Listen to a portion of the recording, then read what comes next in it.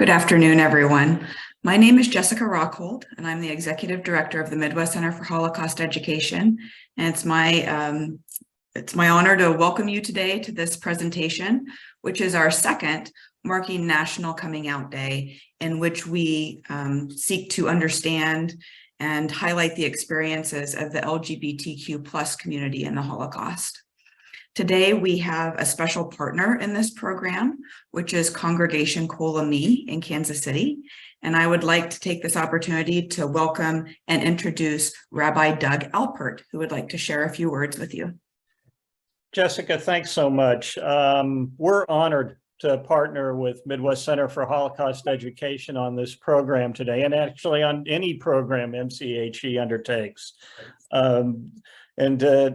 Have the opportunity to say a few nice words about you all. Also, to thank our featured presenter, Professor Anna Hajkova, for your important work. And to say also on National Coming Out Day that I think it's important that we observe this day with the caveat that I think it's somewhat of an injustice to have a coming out. As I've told people, you know, as somebody who's straight, I've never had to come out. So with that hesitation in mind, another reason to be grateful to be part of this program and to be partners on this program. I think the work of Midwest Center for Holocaust Education is so important, not just to remember history, although in and of itself, that's an important piece, but how we use that memory, how we use history going forward. And MCHE does such incredible work in keeping that piece front and center, that how we use our history, not just for our own sense of preservation and protection and security going forward, to protect ourselves from repeating the awful events of the Shoah, but also to reach out to other marginalized communities, other communities that are persecuted. So having this program about queer Jews and the queer communities, I think is vitally important and speaks volumes as to the positive work of MCHE. And for us at Kol Ami, we don't just say we welcome the queer Jewish community, we recruit, we want, we seek out. And so this is a natural program for us to be a partner on. And we are just grateful for the opportunity and looking forward to the presentation today. So with that, to Jessica, Shelley, MCHE, I say thank you so much. We're so grateful to be involved with you. Thanks. Thank you so much, Rabbi Alpert. It's really a wonderful partnership, and I'd like to just take this moment to recognize what your congregation does in the community and reaching out to our LGBTQ friends. So thank you for that. Oh, thank you. We are in a webinar format today, and we invite you, as our presenter speaks, to drop your questions in the Q&A feature at the bottom. We'll be joined at the end of the presentation by MCHE's historian and director of education, Dr. Shelley Klein, who will moderate those questions back to our presenter. I'd also like to take a moment to thank the people who made this presentation possible. We're able to work with Dr. Hajkova because we have the support of the donors to the Jean G. Zeldin Partners in Holocaust Education Fund. So thank you to those donors who have made it a priority to support partnership programming in our community. What we know about the queer history of the Holocaust is not what we should know this many years after the event. In 2022, this is still a history that carries stigma. And most of what we have known traditionally has been about the experience of queer men in the camps, which is part of what makes our presenter's work so exciting. She is a pioneer in this history, and she is looking at the experiences beyond that traditional scope. So we are joined today by Dr. Anna Hajkova, whose work explores the importance of same-sex desire among Holocaust victims, but also love, sexual barter, and sexual violence. So it covers a wide range of this experience and many things that people don't readily speak about and have been kind of left to the quiet part of history. Her topic today examines this intersectionality of Jewish identity and queer identity in the Holocaust, making the people that she's speaking about today doubly susceptible to Nazi policy. Dr. Hajkova is the associate professor at the University of Warwick. Her first book, The Last Ghetto, An Everyday History of Theresienstadt, was published in 2022. And on the basis of that research and that book, she was one of our featured presenters for the Auschwitz Speaker Series. And we enjoyed her so much that we were very excited to have this opportunity to bring her back to our community. So Dr. Hajkova, thank you for being with us again, and I look forward to your presentation. Thank you so much. Thank you, Rabbi Albert, for those very welcoming words. They are not a matter of fact, and I value them greatly. I will carry them with me. And thank you, Jessica, for the lovely introduction, and thank you, Shelley, for inviting me again. Last year I was post-COVID and I was really tired, so I was very pleasantly surprised that you wanted to have me again. And now I will share my screen and go into presentation mode. And I thought, for my friends in Midwest, I need to pep up my title, so I changed the title slightly into a quote from a very stirring recollection of Joe Nestle, the doyen of lesbian history, who has written about it, but also shared it with me when I started with this work about 6 years ago. And it touches on this kind of book that begot all the books on Well of Loneliness by Radcliffe Hall. And she recalls that in the 1980s, as Nestle was opening the Lesbian History, Her Story archive, back then on Upper West Side in Manhattan, in New York, she sat there with 3 or 4 other older women, and they realized that all of them were Jewish. And one said that she is a survivor and shared the following story. I had a chance to read a copy of The Well of Loneliness that had been translated into Polish before I was taken into the camps. I was a young girl at the time, around 12 or 13, and one of the ways I survived in the camp was by remembering that book. I wanted to live long enough to kiss a woman, end of quote.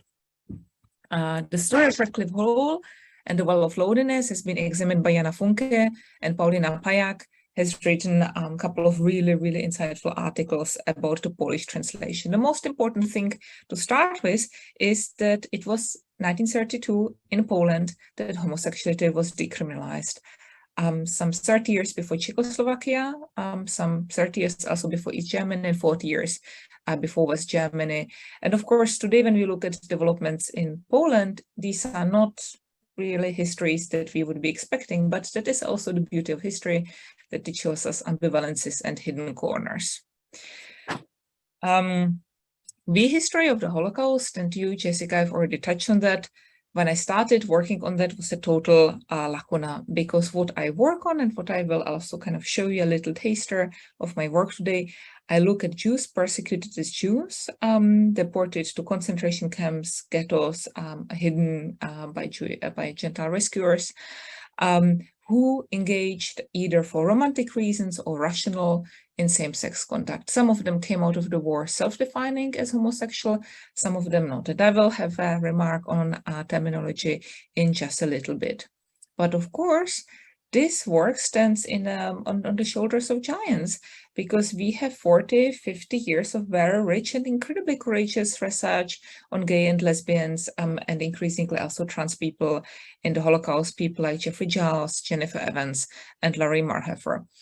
And something that, if you are interested in kind of the interplay between the activist research and the academic research, it's safe to say that this academic research did not have it easy for the longest time. It became much more accepted in North America and England, but not in Germany. But when I started sometime in 2015, 2016, I sometimes had the sense that I have to over and over explain what my work is about, because there was almost this notion as if all the Jews were heterosexual and all of the homosexuals are Gentile. And if you were to ask me, what is it that queer Holocaust history really brings to the table beyond the interesting footnote? And I think interesting footnotes are fine and we should celebrate them.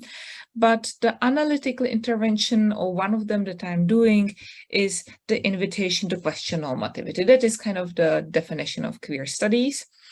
And for Holocaust history that is really very much narrated as a normative monolith, this kind of questioning, should we be using normal and should we be using kind of these categories as a given, is a really worthwhile reminder. And I hope to show it to you on following 3 examples.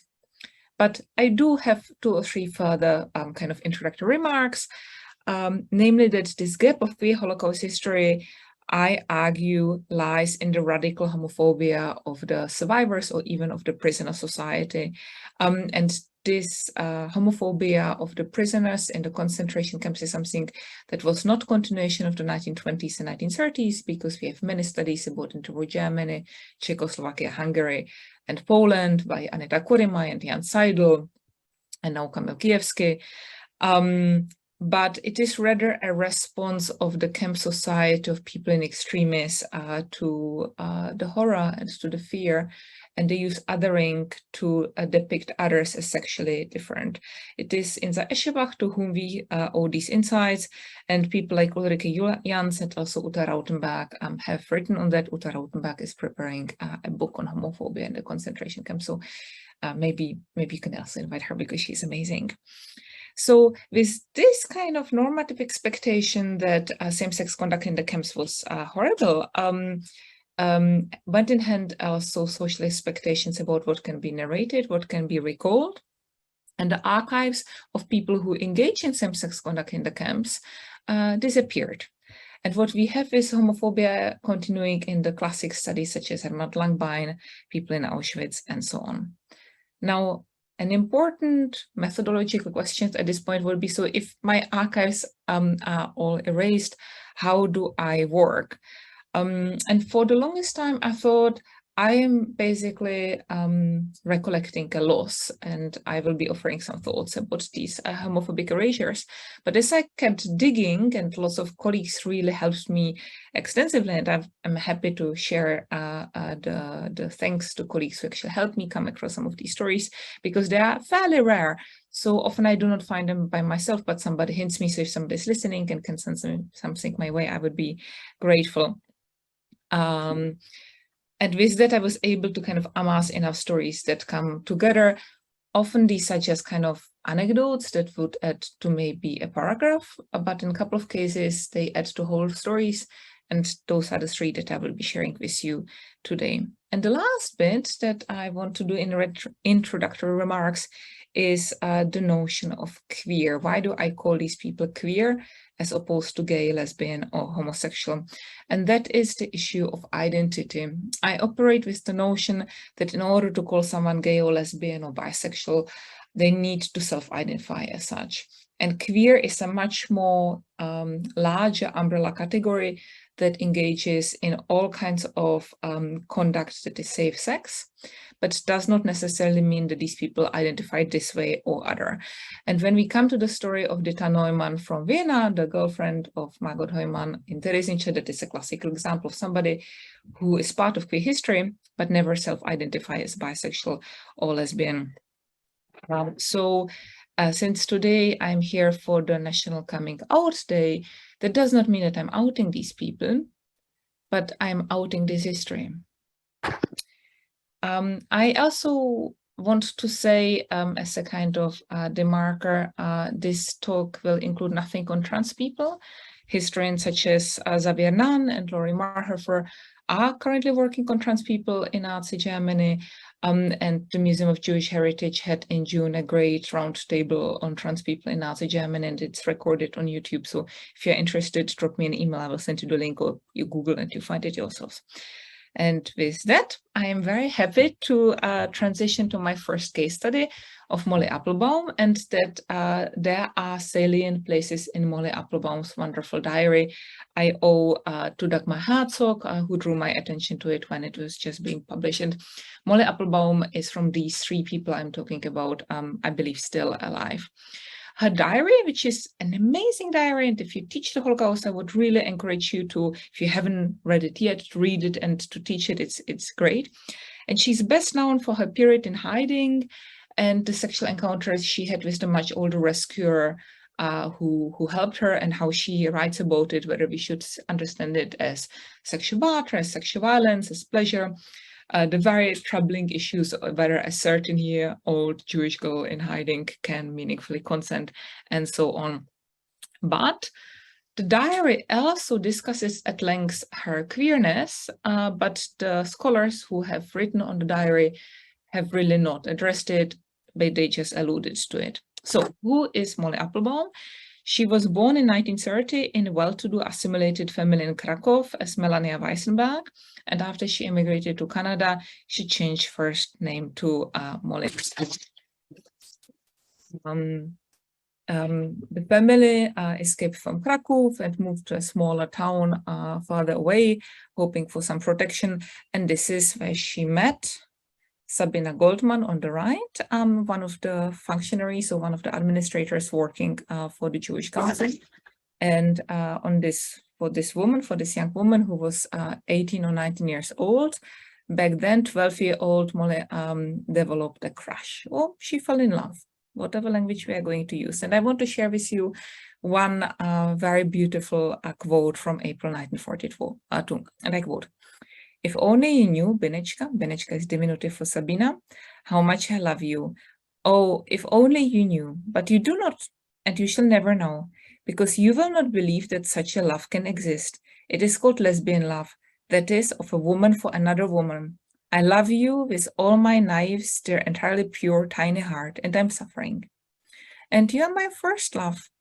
What a pity that I cannot give you telling proofs of my love. Consequently, the ones I can give must suffice. If only I could do something for you, but you do not ask anything of me, because you do not think me capable of anything. But do know this, my beloved Benjenka, my love for you can accomplish much. Remember that you can always count on me no matter what." End of quote. And I really, really like sharing this quote because there is so much going on in it. First and foremost, and this is why I started with Jo Nestle and The Well of Loneliness, it almost sounds as if Molly Applebaum is somehow a cousin or a kin of that woman who was sitting in the kitchen of Jo Nestle, as somebody who read The Well of Loneliness, because she has language and she has a notion of her love. Similarly to that woman. Now, that woman went to the camps, whereas Molly survived in hiding. Second, she is aware that while she recognizes her love as a lesbian love, it is something that will not exist for Sabina. And finally, the last point that I want to make, even though there is more going on, is she's aware that she's a 12-year-old who, for Sabina, beyond the fact that she's also a woman, will not be recognized as a potential partner, but that will not take her agency because she will continue loving her on. You already see on this picture that we have photographs of Sabina Goldman. And how did they survive? They survived because Molly took them with her into hiding, and this is what survived. She did not keep so many pictures of her family, but she definitely kept the pictures of Sabina Goldman, not least because on the back of the page is this inscription that says, I offer this or offering this to beloved Melina from Sabina G. After the war, when Molly survived and found out that Sabina was caught and deported and murdered in Belzec, she came and met Sabina's father, whose entire family was murdered, and who was really trying to find any pictures of his dead children. And this is the moment how Molly recalled in her memoir meeting this bereaved father. And there I was, listening and taking this all in, but I did not divulge the fact that I was in possession of a few snapshots of Sabina and her sister. I can only think now that I was afraid I would be asked to give them up, and I was not prepared to take the chance. I have these photos to this day." End of quote. And you can see the images in the USHMM in the Holocaust Museum in DC, where then Sabina was called cousin as opposed to a lover, or at least somebody for whom, with whom the donor of the archive was in love. So I was able to share my analysis with the archive, because the term has just started. To my shame, I have to say, I have forgotten to check the inscription. What I want to point out in my reading as a budding queer theorist of this holding onto the photographs is emergence of what I would call queer kinship. We owe to people like Sybil Milton and others the notion that women survive the camps differently by creating so-called non-biological families. And that is a really fruitful concept.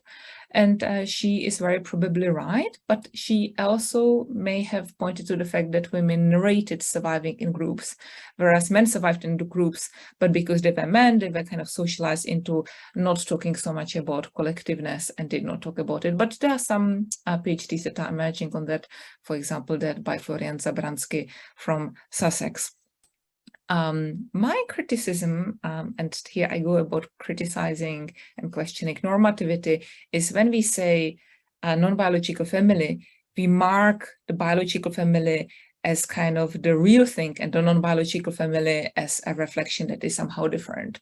And kinship, a term from anthropology, is much more inclusive because it includes both family that is biological and family that is chosen. And queer kinship, in holding onto these pictures and choosing that this will be something that will survive, in writing about Sabina for a long time after Mole has been in hiding and being most afraid and most emotionally wound up about Sabina, and then holding onto the pictures and not giving them to the one biological relative that Sabina has, who is obviously incredibly upset.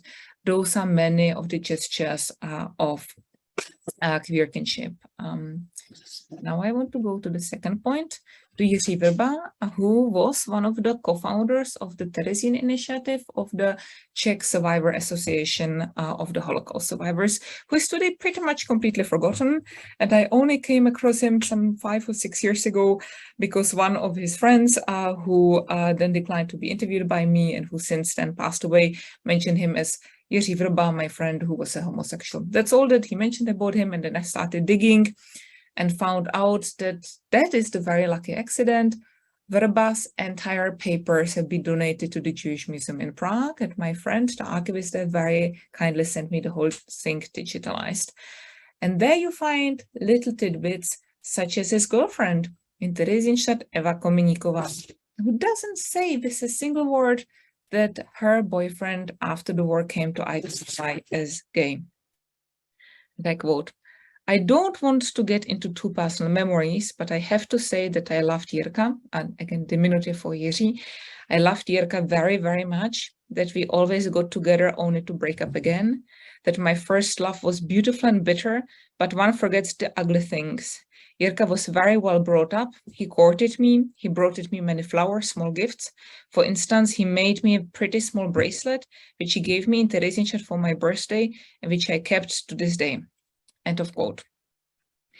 And you could read the quote also in a queer way about these nice gestures, about going together to opera, about bringing her flowers, and about creating her a bracelet. Now, Vrba at the time was a trained jeweler, but also kind of this gift giving is something that can be read also very cramp. And then I did even more digging and found out following story. In May 44, Vrba and his family were sent to Auschwitz, to the family camp. And then in early July 44, from Auschwitz to Blechhammer, from Blechhammer to Groß-Rosen, and eventually in Buchenwald. In one of these camps, and I would assume it was in the 1 week that they were in the men's camps in Auschwitz, he met a French prisoner and they share a bunk bed.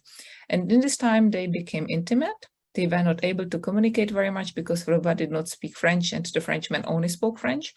But when they were being separated and Vrba was sent to the next camp, and in my reading is that it most probably this happened in Auschwitz, the Frenchman told him, "And if you survive, look for me in Paris in Rue de Wagram." And this is exactly what happened. Vrba survived Blechhammer, Groß-Rosen, and Buchenwald, where his father perished.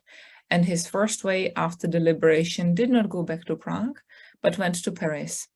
And there he found out what I found out when I myself tried to follow the traces, namely that the Rue de Wagram is Avenue de Wagram. It's one of those big streets that go from Arc de Triomphe in the center of Paris, that goes about 1 kilometer long, and the houses are 6 or 7 stories long. And there you see me kind of trying to pose so that I have a picture to share. And he did not find his Frenchman, and I don't know the identity of the Frenchman, and I don't think I will ever find it.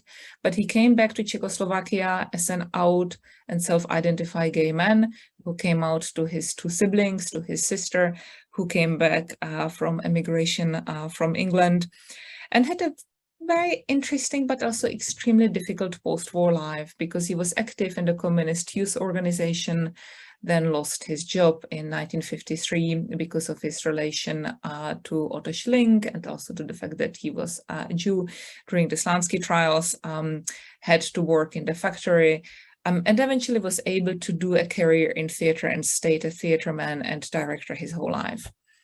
He was kind of out to his friends and small circle, and he was importantly out to the secret police because, interestingly, Vrba worked as an unofficial informer for the STB, for the secret police, his whole life in the 50s, in the 60s, in the 70s, and in the 80s. And that is fairly unusual, and that indicates that it is either somebody who did it because he wanted to be in control or because he was a believing communist. And I know from my interview with his late partner, Miroslav Spořitel, that Vrba was a believing communist his whole life, but also because he was the unofficial informer, he would pose as somebody who is very critical of the socialist regime to the friends he visited, so that he could then write reports about them for the secret police. With this, I don't want to share the story about Vrba as a point about gays being bad people who cooperate with secret police, but rather it is indicative about the messiness and ambivalence of the post-war Czech Jewish life and generally post-war Eastern European life. What was also interesting about this is that, having read the file and reread it recently very closely, is that the STB kind of tried to imply to Vrba that his gayness is something he should be ashamed of, and Vrba completely flatly rejected it. In 1994, Vrba became sick with a heart attack. He was in his early 70s and was delivered to the hospital. And his partner, Miroslav Spořitel, visited him and tried to cheer him up. And Vrba knew that he's not going to make it and tried to hold his hand. And Spořitel was ashamed of the medical personnel, of the doctors, of the nurses, and pushed the hand away. And next day, he came to visit, and his partner was dead. I sat there on the sofa with this chain-smoking old gentleman who was crying, and I was crying because it was utterly bleak. And I was really at a loss what to say with this absolute bleakness. There is no way to kind of come to a closure or anything. And that too is part of writing these queer histories. They are bereft of any sense of happy end that we can have. But I want to end on a somewhat more positive story, namely that one of Margot Heumann. Margot Heumann I was able to meet through a friend of a friend, through my work in public history. And one day in 2017, somebody contacted me that they knew my colleague Maciej Sluchowski, and that I should visit their aunt, Margot Heumann, because Margot was an out lesbian who, at the age of 88, has moved to Arizona and lived there, surrounded by many queer friends. Margot Heumann was also imprisoned in Theresienstadt, testified many, many times for the USHMM, for the Shaw Foundation, also for Murray Sidlin and his Defiant Requiem, but never spoke about her same-sex desire and about her girlfriend from the camps. Only we could find it once we knew about it because of the emotional way how she would be talking about her best friend. But to kind of follow the story, she grew up in Bielefeld, and when she was 14, she was deported with her parents and younger sister to Theresienstadt. In Theresienstadt, she was accommodated in a youth home, like most children and teenagers in Theresienstadt.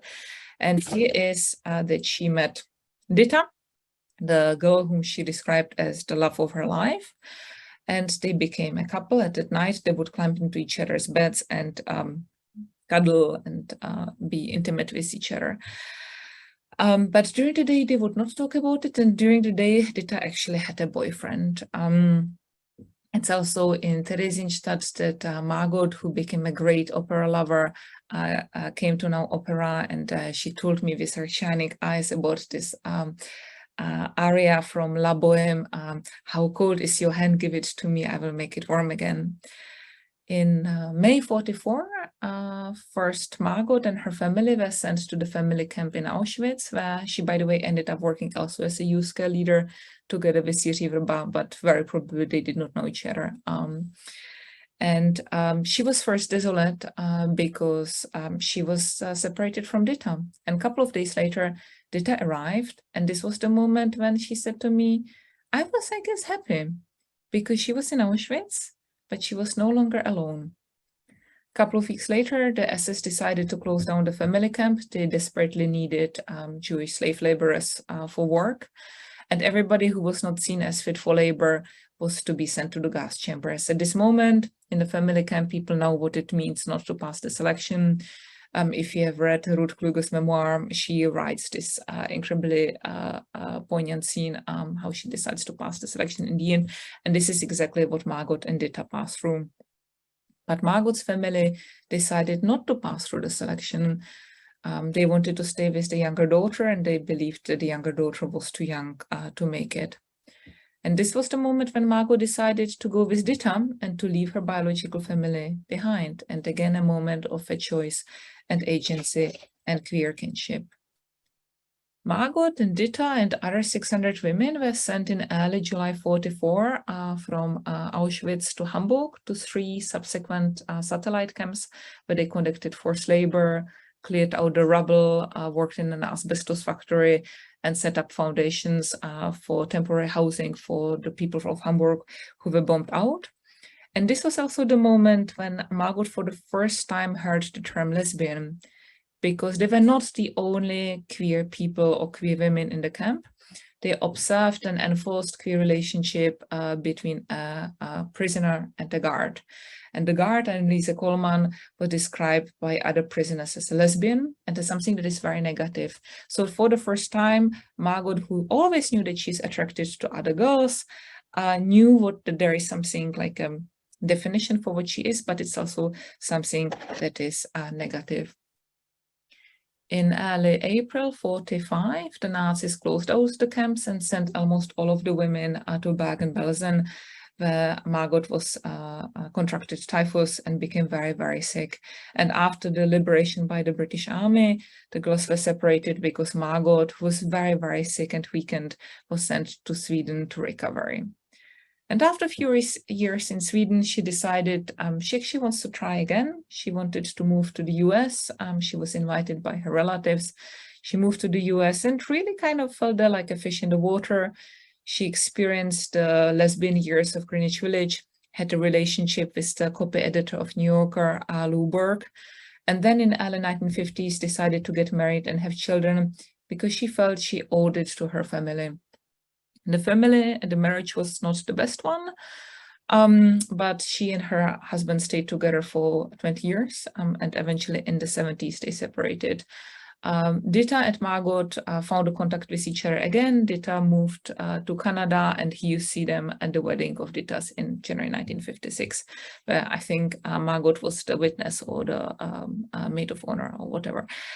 And they visited each other every year. They stayed very affectionate with each other, but they never rekindled their loving relationship. It was only when Dita was dying after, I think in 2010, that she waited for Margot until she dies. And when Margot told her that she loved her all her life, Dita said that she has always known. So I met her in 2018. I was able to interview her a couple of times. And I also co-wrote a play with my dear friend and colleague, Dr. Erika Hughes, that is titled The Amazing Life of Margot Heumann. It's 45 minutes long. And we also wrote the play because we believed that it's kind of a suitable thing for teaching and for people interested in queer Holocaust history. It's a documentary theater, so it completely works with the excerpts from my interviews with Margot. And Margot was still able to see it, as did her family. And then this May, Margot, who I saw yet again in April, by the way, the pandemic was really hard on her.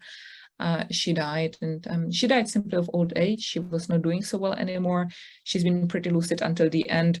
And I was heartbroken that she died, but I was also really grateful that I got to know her. In a way, I feel that is the best thing that I ever managed to do. And she was amazing, and she was also really mischievous.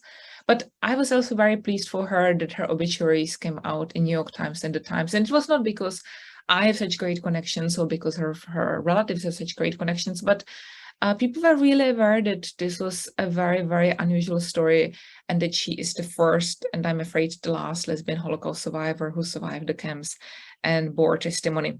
Now I will stop rambling about Margot, because I want to share with you a little clip from the play. I will stop sharing. I will open the slide and I will start sharing again. Tell me about it. I did not eat anything. Just stayed in bed and cried until Emma arrived. And Emma's grandma was deported, and Emma and her aunt volunteered. So I met Emma again, and I guess I was happy. You were happy in Auschwitz? Yes, because I had Emma.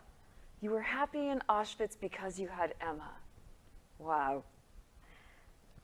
I just went with Emma. I just left my parents. I left everyone. But if I hadn't, I wouldn't be alive today.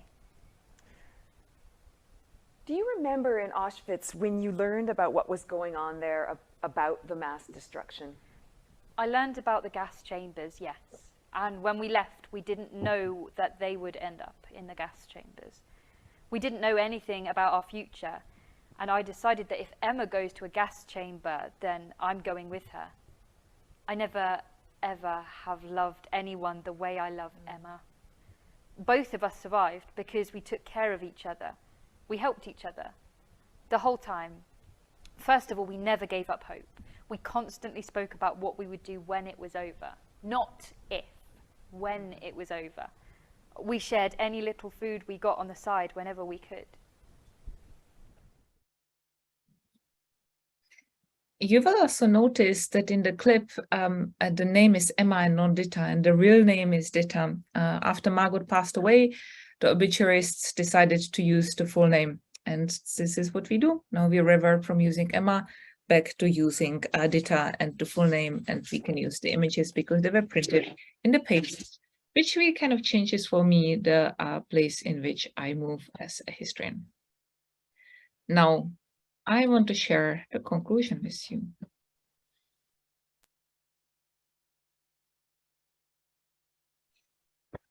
What do we get by telling queer histories of the Holocaust? I have touched on that already, but I think it's worth sharing towards the end. It enables us to question and to deconstruct the normal. Memory of the Holocaust produced so many highly normative mass narratives. One chance of queer history of the Holocaust is to use it as a key to open new doors for a better, more inclusive and less judgmental history. Thank you.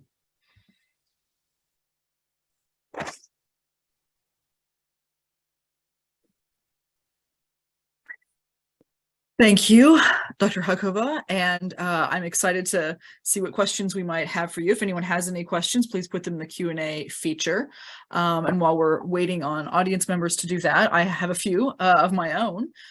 Primarily, one thing that I've noticed, throughout your work is your emphasis on the agency of the individuals going through this experience. And I wonder if you could speak more about the importance of drawing out individual agency as you see it as your job as a historian.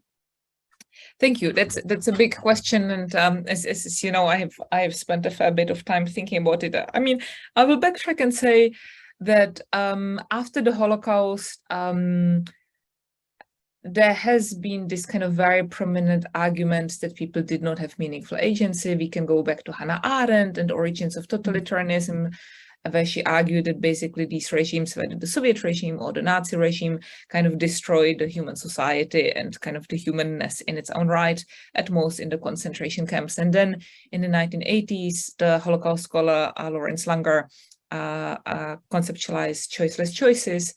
And he argued that in annihilation camps, we should not take these choices seriously because, as he said, always somebody dies shorn of dignity. And that argument has become a bit of an automaton. Now, I'm in a situation where I have criticized choiceless choices many, many times, and then Lawrence Langer went and reviewed my book and reviewed it very, very generously. And he's very famous and important. And I thought it was really grand of him. And now I'm in a position where I still disagree with him, but I do want to give him a shout out because it was really nice of him. So having made that caveat, and I do want to be transparent about that. I don't know if I would be able to do that about someone who would really like disagree with my work so much when I'm his age. Oh, now, as people like Eliana Adlers and others have shown, we need to get to the history and context of the people in the moment to understand how they experience the reality, the kind of erlebte Welten, subjectivity, the experience, and how they made the decisions. We cannot measure the survival or not survival. We cannot measure the agency with whether these people made it out alive or not. We need to kind of get into their heads, and this is where history of everyday life is incredibly important. So when you, and it often means kind of working with texts that you have them. Sometimes the text will not allow it, but you have Margot saying, you know, I only cared about Dita. I went with Dita. I didn't care what happened with my parents. I left them behind and I went. And for me, if this is not a choice, what is it then? It does not necessarily mean that this is resistance. There are many levels of kind of consciousness and choice and political opposition and whatnot between resistance and agency. But this is definitively a choice. It does not mean that she will be successful. It does not mean that when she looked at it later as a 90-year-old, that she kind of did not feel much more ambivalent about it. Because back then she saw her father cried, but she did not think about him, and she related to me the story. And now she was the one crying. Yeah, it's such an, I don't know, I find that issue of agency so interesting and compelling. And, you know, like you say with, you know, revisiting Lawrence Langer, it's just so important that we continue to evolve in our understanding. We have a question about number of queer victims. And I think this is a, you know, if you could maybe speak to the problematic nature of speaking in terms of numbers, especially when we get to this intersecting identities of being Jewish and queer. Yeah, I mean, I would not make any guesses. I have a document somewhere on my computer where I write down all the studies that I come across and the kind of sources so that I keep a tab on them, because by now I have come across maybe 40 or 50. But those are cases which in some ways I can get to names, not just, you know, I was accommodated in Buchenwald. My barrack elder was homosexual and he was disgusting, because, I mean, for Buchenwald, you will be able to find out the names of the barrack elders, but you know what I mean. But judging from what I have seen, 2 layers. Judging from what I have seen, sexuality in the camps is much more frequent than older scholarship, especially the 1980s scholarship would have assumed. It is a very powerful moment of staying human. It's a moment of bonding, and it's a statement on power. The way how sexual acts take place is also quite different how we would imagine it. We don't have so much intercourse. There is a lot of cuddling. There is a lot of masturbation. We also kind of need to take the departure of kind of recognizing certain sex acts as the real sex acts and others as kind of the bad ones. I remember having a conversation with my PhD student, Leonie Bausch, how at her upgrade on August, ask her, like, how do you define sex? And that's a very smart question of kind of denaturalizing how we understand sex. And therefore, I would call the sex acts between Dita and Margot as sex, and not necessarily as others. So judging by that, I would say some 5 to 10% of prisoners engage in some kind of sexual activity with men or women. If they are in monosexual camps, then only that is the possibility. But of course, if they survive, they will not necessarily identify as gay and lesbian. I would actually quite like to make a plea for lifting differentiation between, full-time homosexuals and people who engage in same-sex conduct in the camps, be it whether they are coerced or they do it for rational reasons, or they start by being coerced, such as Nate Leipziger. That's another very powerful memoir that I mentioned in the little book on which some of the talk has been based. And then they actually, grow into the relationship and start feeling affection. And in a way, and that's the last point that I want to give to the answer that did not answer to the question that didn't ask it, but it's something that is quite dear to my heart. We have a bit of the expectation of sorting out the categories between sexual barter, romantic love, and rape. But it's much more messy. And in a way, the categorization makes us as observers feel safe. But going after those, we kind of miss the nature of experience of the Holocaust. Thank you. And I think it's also, I think as Jessica mentioned in her intro, typically when we think about in terms of numbers, because people are so often used to thinking about men who were convicted for sexual relations with other men under paragraph 175, that we've only had this one narrow definition of victimization, victims in the Holocaust. And that leaves out all these other experiences that happen in the camps. And certainly all these, women who maybe ended up in the camps because of, being Jewish, being, a social category, but of course their paperwork doesn't look, that they identified as being lesbian. So to me, it's just there's so many layers that history really difficult to excavate. Other particular challenges to the work that you do that you could maybe highlight for us as a historian that you encountered doing this history? Both.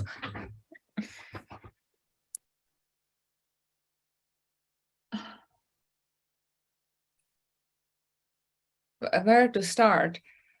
I mean, there are obvious things that I guess are the elephant in the room that I'm not at the point of discussing yet. But something that I quite like to think about, especially when I teach graduate classes on Holocaust, I bring on the table because I think it is something we need to think about more, is language we use, and how are we going to speak neutrally and without judgment about some of these very difficult histories.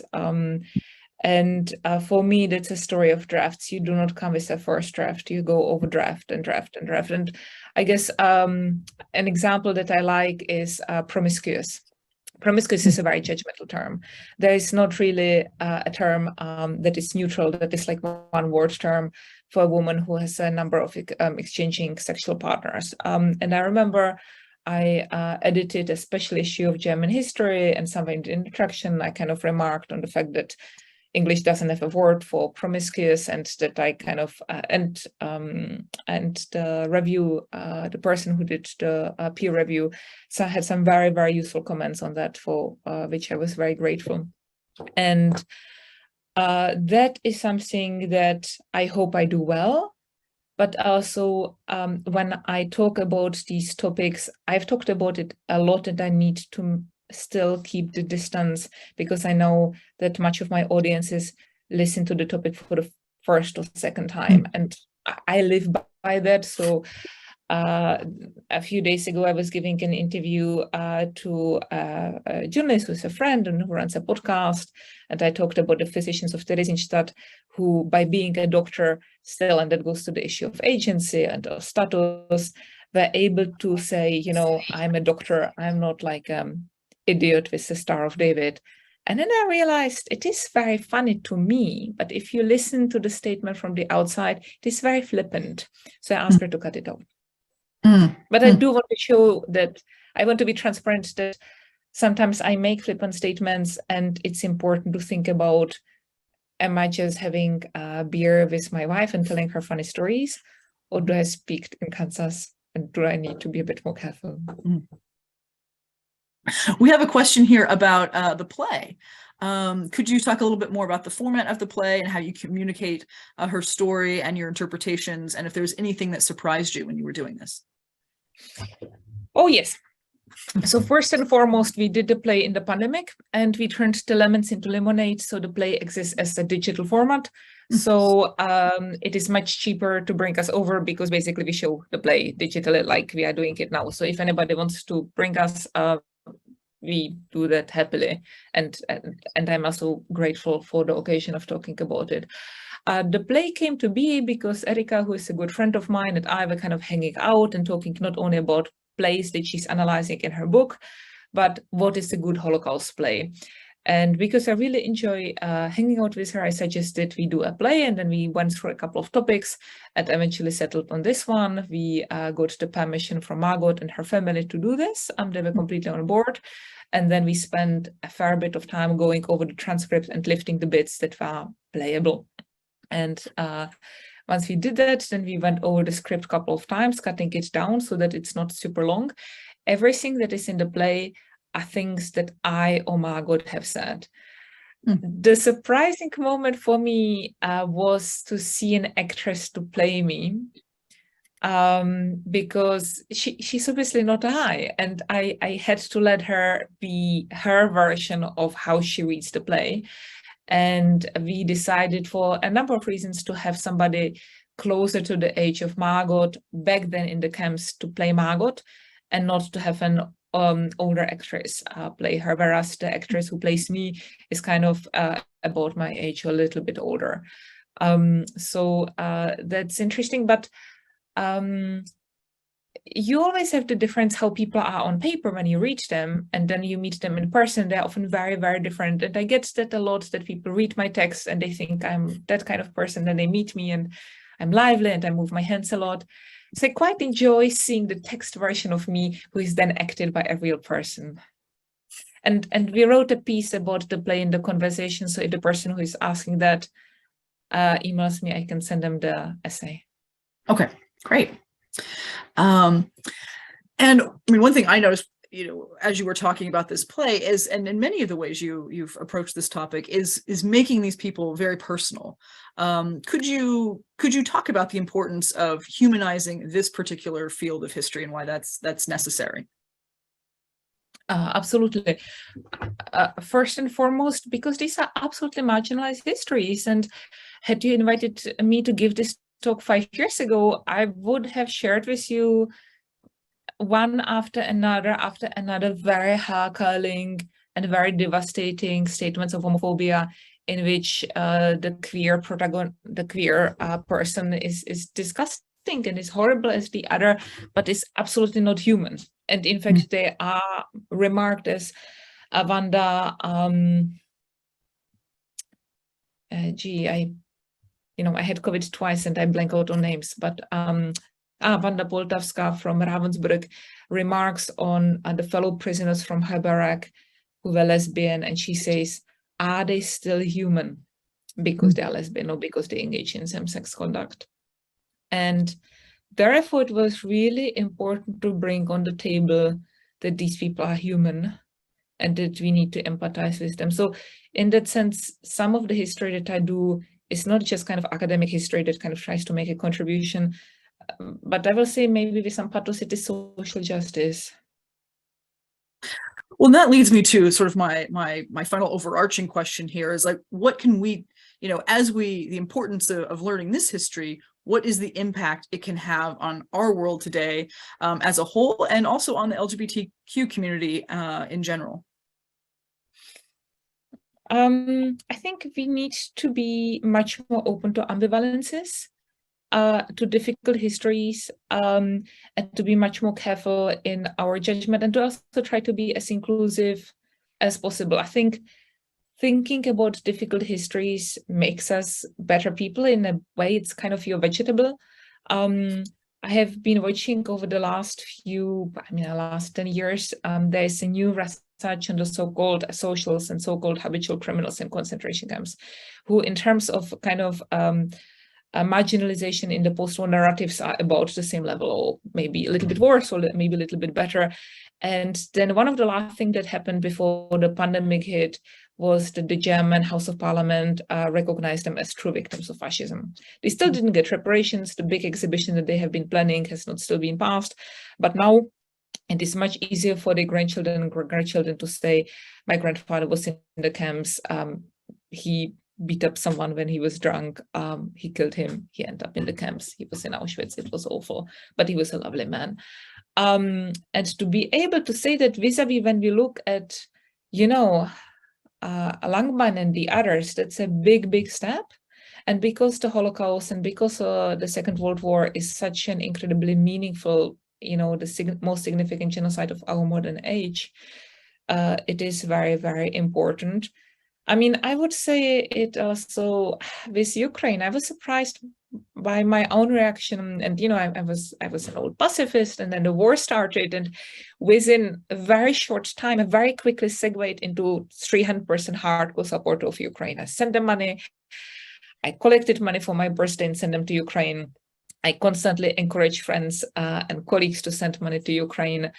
And there is much to criticize about Ukraine and about corruption and about LGBT rights and about coming to terms with fascism. And we know the important works by Wendy Lauer and Karl Barkov and others. And yet we have Volodymyr Zelensky, who is a Jew. And we have the promise that there will be a gay marriage after the war.